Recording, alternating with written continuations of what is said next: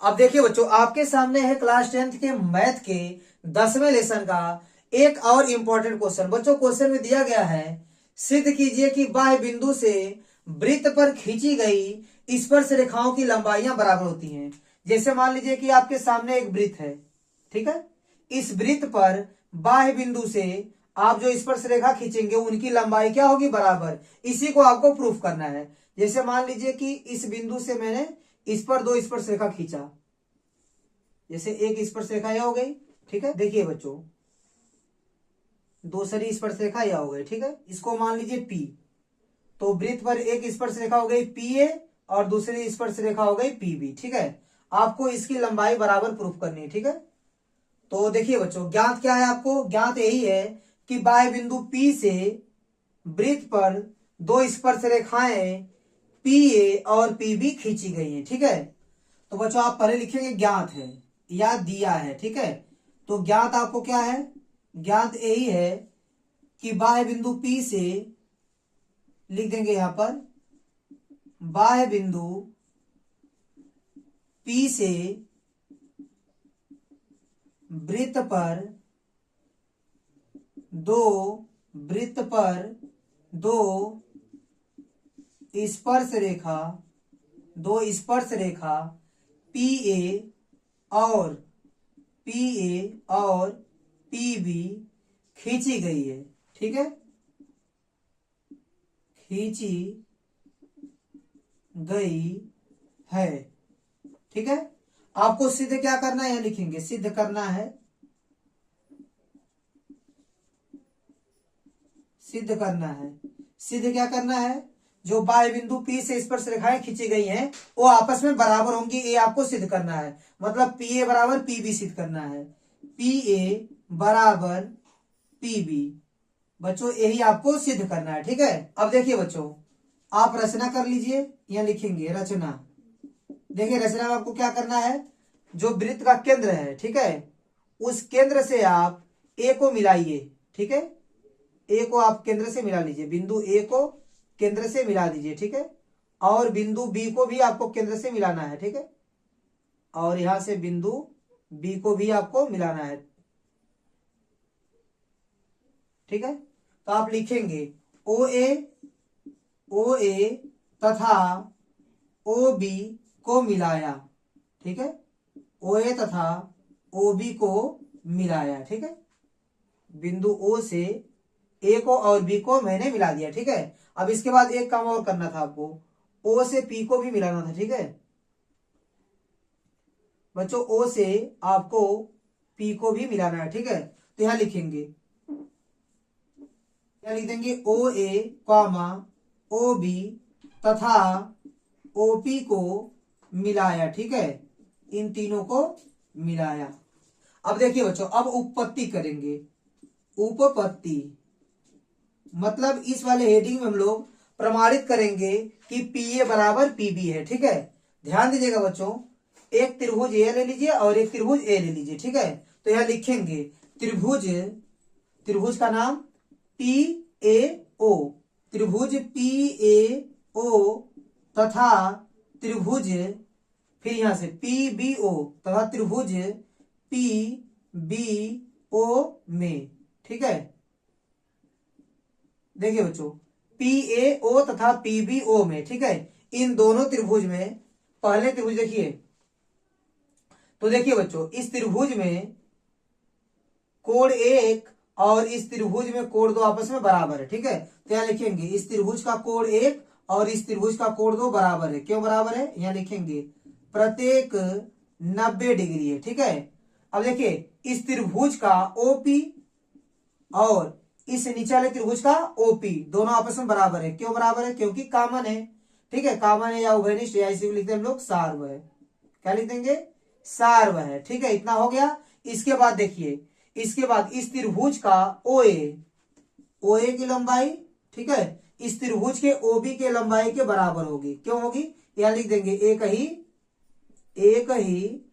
वृत्त की त्रिज्या है, ठीक है। एक ही वृत्त की त्रिज्याएं बराबर होती है, ठीक है। एक ही वृत्त की त्रिज्या है, यहां लिख देंगे त्रिज्या है। एक ही वृत्त की त्रिज्या है, ठीक है। ये दोनों क्या है, एक ही वृत्त की त्रिज्या है, इसलिए आपस में बराबर होंगी। तो इसलिए आप लिख देंगे त्रिभुज PAO सर्वांगसम त्रिभुज PBO।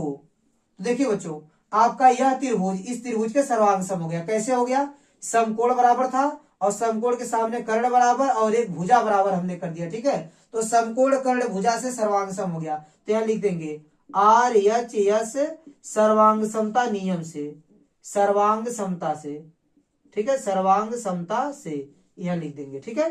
तो ये सर्वांगसम हो गया। जब सर्वांगसम हो गया तो इसकी संगत भुजाएं और संगत कोण आपस में बराबर होगा, तो इसकी भुजा PA PB के बराबर हो जाएगी, लिख देंगे इसलिए PA बराबर PB, ठीक है। और बच्चों यही आपको प्रूफ करना था, तो यहां लिख देंगे प्रूफ्ड, ठीक है। तो बच्चों एक क्वेश्चन आपका कंप्लीट हो गया।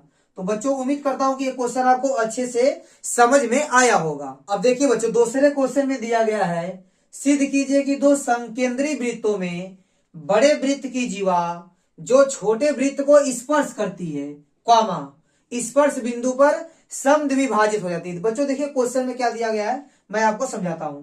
जैसे मान लीजिए कि एक वृत्त है बड़ा वाला, ठीक है, इसके अंदर एक छोटा वाला वृत्त है, ठीक है, और दोनों वृत्त है आपके समकेंद्री। समकेंद्री का मतलब दोनों वृत्त का एक ही केंद्र है, ठीक है। दो समकेंद्री वृत्तों में जो बड़े वृत्त की जीवा है, बड़े वृत्त की जीवा जो छोटे वृत्त को स्पर्श करती है। देखिए बड़े वृत्त की जो जीवा है वो छोटे वृत्त को स्पर्श करती है, ठीक है। आप बड़े वृत्त की जीवा खींचिए और ऐसे खींचिए कि वो छोटे वृत्त को स्पर्श करे, ठीक है। तो ये जो बड़े वृत्त की जीवा है वो छोटे वृत्त को स्पर्श करती है। देखिए बच्चों आगे क्या लिखा है, स्पर्श बिंदु पर समद्विभाजित होती है। मतलब ये जो स्पर्श बिंदु है, इस बिंदु पर AB समद्विभाजित होती, मतलब समान दो भागों में बट जाती है। ये आपको सिद्ध करना है। मान लीजिए कि यह बिंदु आपका M है, ठीक है, मतलब AM इक्वल टू BM आपको सिद्ध करना है। तो बच्चों ज्ञात में क्या लिखेंगे, यहां लिखेंगे ज्ञात है। ज्ञात क्या है बच्चों, यहां पर लिखेंगे बड़े वृत्त की जीवा, बड़े वृत्त की जीवा AB छोटे वृत्त को बिंदु M, छोटे वृत्त को बिंदु M पर स्पर्श करती है, स्पर्श करती है, ठीक है। ये आपको ज्ञात है। आपको सिद्ध क्या करना है, यहां लिखेंगे सिद्ध करना है, सिद्ध करना है। देखिए क्या सिद्ध करना है आपको ये सिद्ध करना है कि AM equal to BM, AM is equal to BM, ये आपको सिद्ध करना है। इसके बाद देखिए बच्चों रचना क्या है, केंद्र O से AM को मिला लीजिए, ठीक है, स्पर्श बिंदु को मिला लीजिए। देखिए ये रचना है, ठीक है। रचना में आप क्या लिखेंगे, लिखेंगे O से M को मिलाया, ठीक है, O से M को मिलाया। अब आते हैं हम लोग उपपत्ति पर, उपपत्ति, ठीक है। ध्यान दीजिएगा बच्चों। देखिए बच्चों ये हो गई आपकी स्पर्श रेखा और ये हो गई आपकी त्रिज्या, ठीक है। चूंकि OM वृत्त की त्रिज्या है, ठीक है, OM वृत्त की त्रिज्या है तथा OM वृत्त की त्रिज्या है तथा AB वृत्त की स्पर्श रेखा है, स्पर्श रेखा है, क्या है, स्पर्श रेखा है। बच्चों OM आपका त्रिज्या है और AB स्पर्श रेखा है, और हम जानते हैं कि स्पर्श रेखा और त्रिज्या के बीच 90 डिग्री का कोण बनता है। इसलिए अगर ये 90 डिग्री का कोण बनेगा तो इसलिए आप बोल सकते हैं कि जो OM है वो क्या है, परपेंडिकुलर है, लंबवत है। किस पर लंबवत है, AB पर। और हम लोग यह भी जानते हैं कि केंद्र से जीवा पर खींचा गया लंब जीवा को समद्विभाजित करता है, ठीक है। क्या लिख देंगे, इसलिए AM बराबर क्या लिख देंगे, BM, AM बराबर BM। ऐसा क्यों, यह लिख देंगे क्योंकि केंद्र